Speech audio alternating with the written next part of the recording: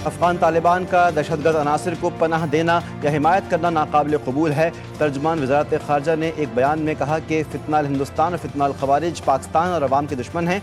जो भी उन्हें पनाह, इमदाद या माली ताउन देगा वो पाकिस्तान का इत्तेहादी नहीं समझा जाएगा।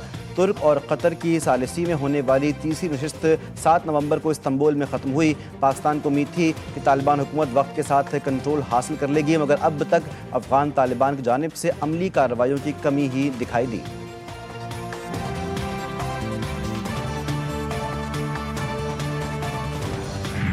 आला तुर्क हुक्काम अफगानिस्तान से कशीदगी के मामले पर मुज़ाकरात के लिए आइंदा हफ्ते पाकिस्तान जाएंगे।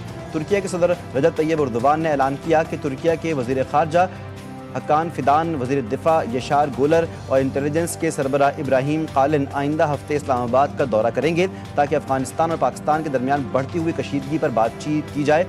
तुर्क खबर रसां इदारे के मुताबिक सदर ने यह ऐलान अज़रबैजान से वापसी के दौरान तैयारे में सहाफ़ियों से गुफ्तगू करते हुए किया।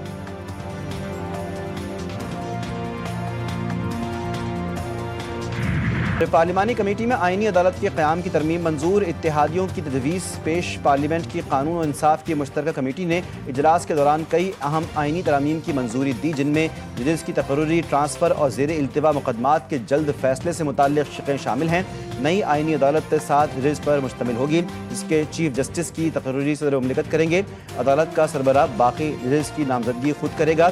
सिफारिशात को जल्द सेनेट में पेश किया जाएगा। हमारा 80% काम तो पूरा हो गया है। हमने जो 3 टॉपिक्स हैं जो मुत्तहिदा कौमी मूवमेंट के हवाले से बिल की है 140A का, उस पर अभी बात होनी है।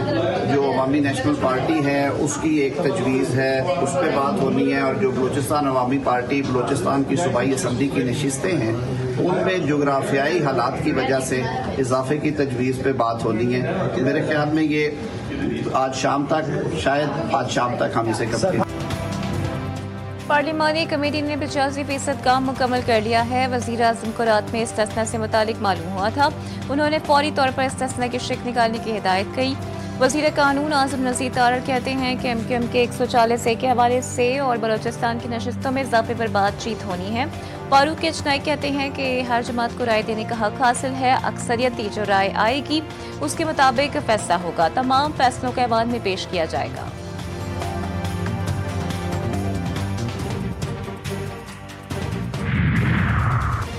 मुश्तरका पार्लिमानी कमेटी इजलास में हुकूमती इत्तेहादी जमातों ने मजीद तरामीम पेश की। ANP, BNP और MQM ने अपनी तरामीम भी पेश कर दी। ज़ेर इल्तिवा मुकदमात फैसले की मुद्दत 6 माह से बढ़ाकर 1 साल करने की तरमीम मंजूर। 1 साल तक मुकदमे की पैरवी न होने पर इसे निमटा हुआ तस्वुर किया जाएगा। ANP ने खैबर पख्तूनख्वा का नाम तब्दील करने की तरमीम कमेटी में पेश कर दी। खैबर पख्तूनख्वा से नाम खैबर हटाकर पख्तूनख्वा रखने की तजवीज़। मुश्तरका पार्लिमानी कमेटी इजलास में बलूचिस्तान असम्बली की नशिस्तें बढ़ाने पर इत्तेफाक हुआ।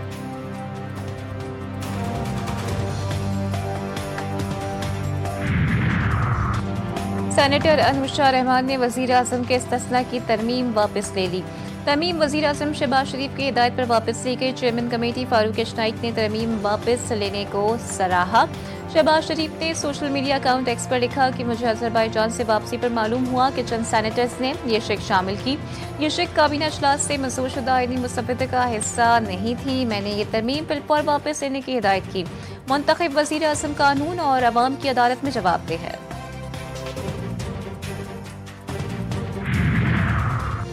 अपोजिशन इत्तेहाद का 27वीं तरमीम के खिलाफ तहरीक चलाने और पार्लियामेंट ना चलने देने का ऐलान। मुस्तफ़ा नवाज खोकर ने कहा कि आइन का शख्सियात से कोई ताल्लुक नहीं होता।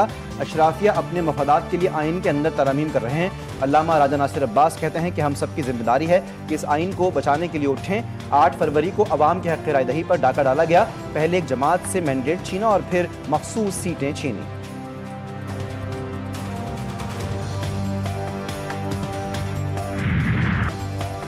आर्टिकल 243 में तरमीम। Chairman joint chief of staff committee का ओहदा खत्म। आर्मी चीफ को चीफ ऑफ डिफेंस फोर्सेस का इजाफी ओहदा दिया जाएगा। फील्ड मार्शल को कौमी हीरो का दर्जा देने की तजवीज़। 27वीं आईनी तरमीम बिल 2025 का मुसवदा सामने आ गया।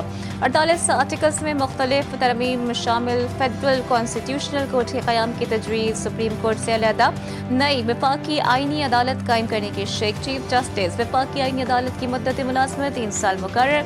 वफाकी आईनी अदालत के जज 68 बरस की उम्र में रिटायर होंगे। आईनी अदालत को वफाक और सूबों के दरमियान तनाज़ात सुनने का इख्तियार होगा। वफाकी आईनी अदालत और सुप्रीम कोर्ट के फैसले एक दूसरे पर लाजिम नहीं होंगे।